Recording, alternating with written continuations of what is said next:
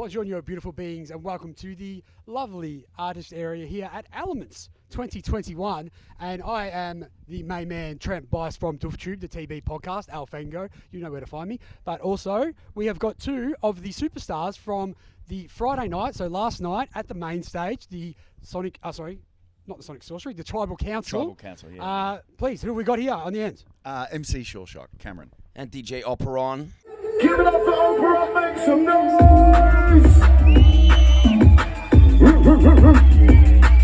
DJ Operon, MC Shureshock. Come on, MC Shureshock, you'll give us some more mad rhymes. Mad rhymes. Yeah, you. Last night was a fucking. It was a vibe, and it was a like full on like soulful, spiritual, amazing connection. This guy just fucking brought like such dimension of flavor that it just like the looks on everyone's faces out there were just completely like it was just like looking at a field full of people on bliss. It was wild. Yeah, it was crazy. Yeah. So what was it like for you? Because is this your first time playing on that stage? I've never played on anything like that before, to be honest. I'm normally a club guy, or I play on the second stage at some kind of like rubbish time, but you know, that's all fine. I'm okay with that. But when I got asked to play on that stage, I was like, holy moly. I didn't think I was gonna I was so nervous, but as soon as I hit the decks, and this guy was really it's good to have his for him to have my back and kind of get on the mic and lift the spirits of the crowd, and my spirits as well was just absolutely banging. So we just got the set falling down around you, but that's all right. That's all right. That's because we're in the elements. Well done, mate, because you absolutely did kill it. You stepped up, so well done. And so Ashley Cam. Yep. So it's got to let the people know there's a man behind the stage, I suppose. Yeah, that's it. Not since the gig last night. I am just Operon. But not your first Elements, is it? No. I've been hosting the Elements since this is my fourth year. Yep. I get the honour of opening and doing the opening ceremony, and then jumping up with guys like Ash, which was amazing. And then, got a set on Sunday with DJ Journeyman, which will be great to stick around for. And then just if there's anything else that Trent needs me, the owner of the party, he'll just get me to jump up. And, unfortunately last year it was COVID announcements. So that's, my voice brought the doom. That was my voice. I was like, great, can we not do that again? Because that just rubbishes me. Some of the poor artists, sometimes they just start their set and be 10 minutes in, and then we'd have to do it. It was. It went all through it last year. That's the word. Sorry, I didn't mean to cut you off. Oh, no, it's okay, man. Yeah, I was just going to say, he really skirted over it yesterday in the opening ceremony. Yeah, that's right. Look, I just want to say COVID 1.5 meters, let's move on. Yeah, that's it. Let's not talk about it again. I don't want to have to say it again. It's all good. So back to, I guess, the set last night. What were some of the tracks that that you feel got the best reaction from the crowd, or that you were most pumped to play that did the job? There's too many to mention. Basically, when I was preparing for the set, I was like, normally I kind of go on a bit of a journey, lull, and then peak. But I was like, man, I'm just going to bring it. I'm going to play Anthem after Anthem, which is totally not my usual vibe. But it seemed to work. So I think kind of key notes went out to a track called Burning by Paul T and someone called Operon, funnily enough. Not Operon, which is me. Yep. That always goes down. And I played one of my new productions with my best friend Dylan. Yes. We've just started, normally I go under Operon, but started up a collaboration with my best mate called Mojo Dojo. We had our first release a couple of weeks ago on 8 Ball Audio, represent. Yeah, 8 Ball. And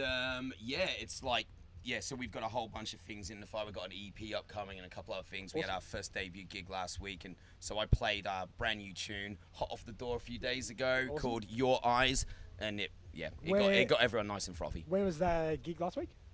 Just in Brisbane. It was the 8 Ball Audio launch party. Fantastic. And it was one of the best gigs ever, next to last night, which was the best gig ever. Yeah, big up Elements. Whilst you're rolling on the new release, where can people find it?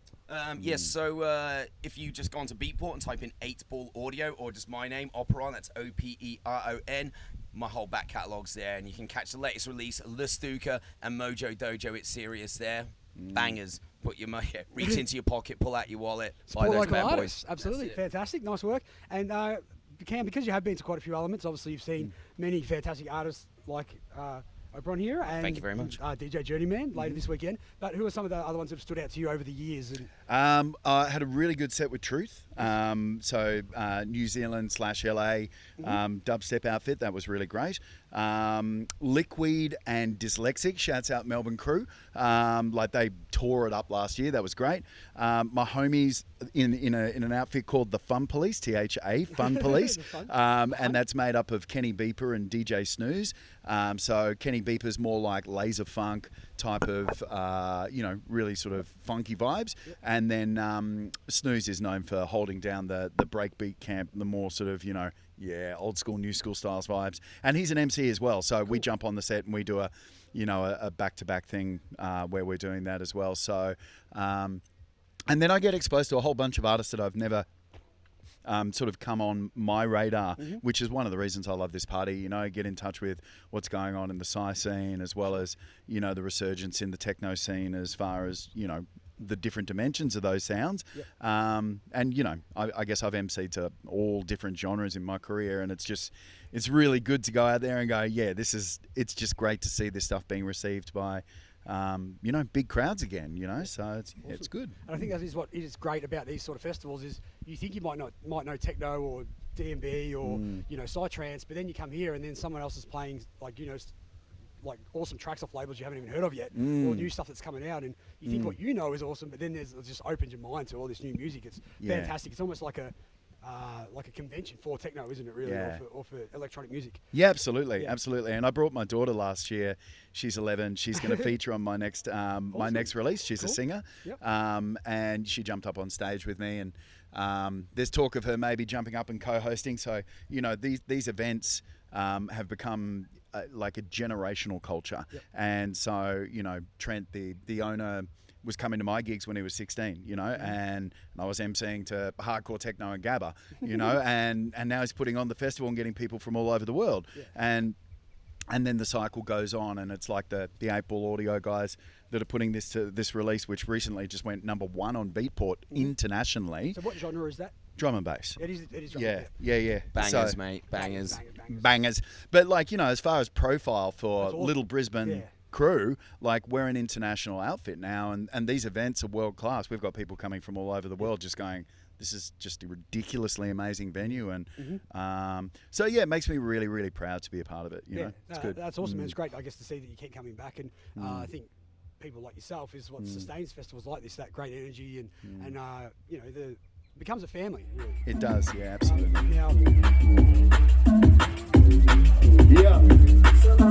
Marvelous. Music's kicking up with us. Going to that, that's the one. Get them on the right, down the motion.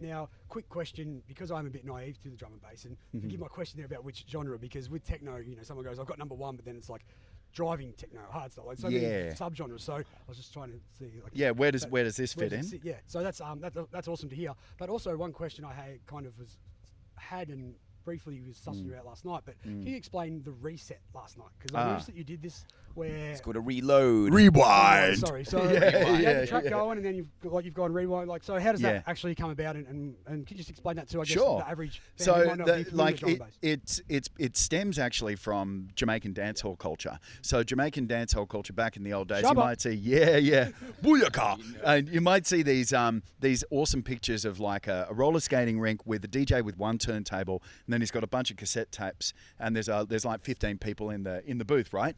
And so that was where it all sort of started off, this whole DJ selector type of vibe.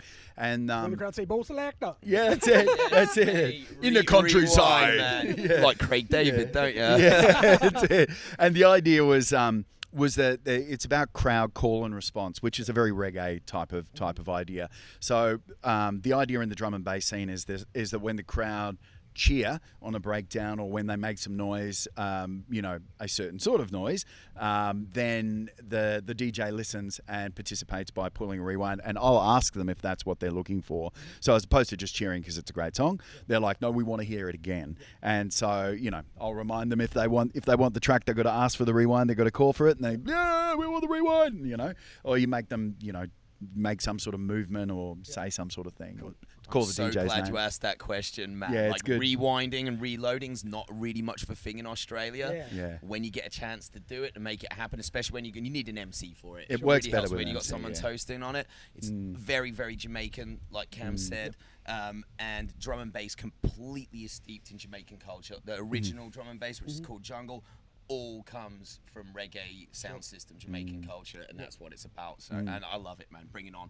More of that in Australia's scene, man. Word. We'll make it happen. Yeah. And Just more of these events in the Australian scene. So just before we wrap it up, is there anything else about the D&B that I should know? Like the rewind, any other little cool like tricks like that happen as an MC, or that crowd interaction that maybe the Crowd techno interaction, artists don't normally get to like, I mean, we'll go with a bit of the call and response stuff, you know what I mean? Like, so let me hear you say, whoa, and then they call and respond. But that's, prevalent in hip-hop scene. It feels like something to you. No. I'm going too mainstream for you. Yeah, no, that's all right. I don't know what it is. It sounds cool, though. Even with you, Justin Timberlake, senorita. Yeah. It's more about Sean Paul or the ladies in the club want to drink with us, go to bed with us, or have sex with us. I can only hope. Yeah. But yeah, like drum and bass scene, I think, like I guess the culture, the dancing culture is pretty similar to techno. Like people get on the floor, carve out a space, carve out a place on the dance floor, and they, basically corrode it with their feet until they're done, and people don't mess with that. It's not like dubstep, moshing, death, wheel of death type of style dancing. Where, they give each other the dance floor freedom, respect, and the space. Sometimes it gets pretty frothy though. I've been to a couple of gigs where it is like a bit like a mosh pit, but it's a nice mosh pit where everyone's kind of loving it. It's pretty friendly. Like, a lot of contact. Like, it gets physical, which I've never experienced with a techno dance floor, and I kind of like that. Some people ain't into it, but bring it on. Like I'm all for it. But I think what Cam was saying earlier, the kind of call and response, I find there's a lot more crowd DJ interaction with drum and bass than you get with. I love techno, but I never. Techno people are kind of in their mode, and obviously there's a feedback between the DJ and the crowd, but it's not a verbal one. And with drum and bass, they're a bit more verbal. Yeah, it's more of the MCs calling, the crowd are calling back, and I really love that interaction. It's kind of a bit more like, it's not really like a band, but you kind of get a bit more of that front line kind of. Does that affect how you prepare for your set? Not really, no. We just kind of see how it goes in the session. Like Cam last night was always asking me, does this next track have vocals in? I was like, nah, man, free reign. Just just feel the vibe. He's a professional, and he knows when to step in and like when to shut the fuck up. Exactly, yeah. Cool. Speaking when to shut the fuck up, that sounds like a good idea for me right now. We'll start to wrap it up. But Cam, quickly, do you want to just touch on? You were telling us about some of your other endeavours outside of the music scene with your yoga. Do you want to? Yeah, sure. Yeah, so during COVID, all the yoga studios and the music all shut down. So I basically lost everything in one foul swoop. But that was okay because I was kind of moving on to online. So during COVID, I taught myself to video edit, bought all the film gear, did all that type of stuff, and then built a website, yogicam.com.au, which is kind of just about me and the different services that I offer. YOGICAM.com.au. And then the main one that I've built is something called the Foundation Method, which is an online learning portal. So yoga's a part of it, but then I also have core belief balancing, which is kind of like a modern approach to psychotherapy where you're embracing certain deep layers of yourself so that you can create a sense of balance with them, and then essentially create less havoc in your own life. So if you're suffering from, repetitive cycles that you can't seem to break out of, it's a really simple technique that I can guide you through, and that's part of that. And then the yoga stuff, which has been a really big part of, I guess, my wellness journey, sustaining what I do as an MC, like it's really important. Just mental fitness, for me, it's not so much about the traditional rhetoric or religionism of the spirituality behind the practice. It's very functional, modern approach. I have my own spiritual connection. I have my own understanding, but it's, I kind of encourage people to find their own. It's not dogmatic in that way. So it's a very user easy approach. And then I've kind of taken everything I've learned from, because I teach teachers and do all that type of stuff. So I've taken everything from those years of training and simplified it into a masterclass, which is the Foundation Method. So that's really easy, foundationmethod.com.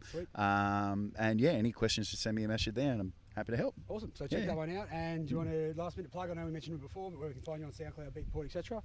Check me out on SoundCloud. That's soundcloud.com/Operon, Operon, or just type that into Facebook and hit that like button.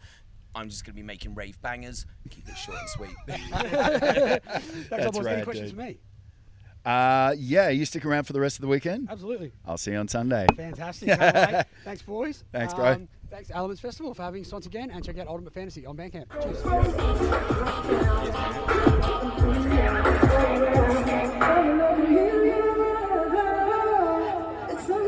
Give it up for Operon, make some noise!